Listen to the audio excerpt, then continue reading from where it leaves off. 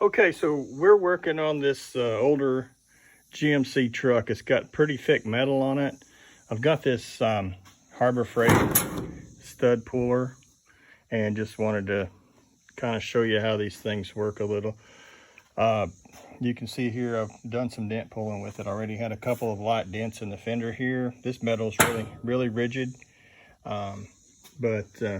Basically what you want to do is get your workspace down to bare metal, and then you've got these we'll call them studs here that you just place into the end of the tool there, and then you'll press that up against the bare metal. And it's important that this second ring touch the bare metal. So this is going to sink up in there. It's spring loaded.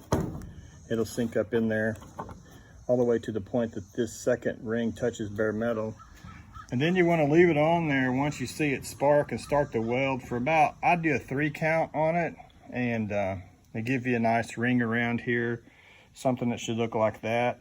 And that's pretty well bonded on there, and you can do some pretty serious pulling on it. So you just want to go through and find your low spots, dip these down in the low, attach these down in the low spots and pull them out. I use a straight edge and kind of back it with a light when I'm finished, and I will put that along there and have a light coming from the back and just kind of look for light to come through the cracks, and you can see about where you are on it.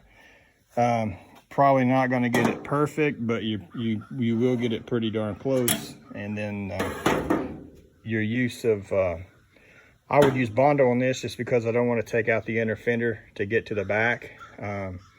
If I wanted to take the fender out and do a little hammer and dolly work, I could probably get away with no Bondo, but there's other areas of the truck that have Bondo already, so I'm not too concerned with using that.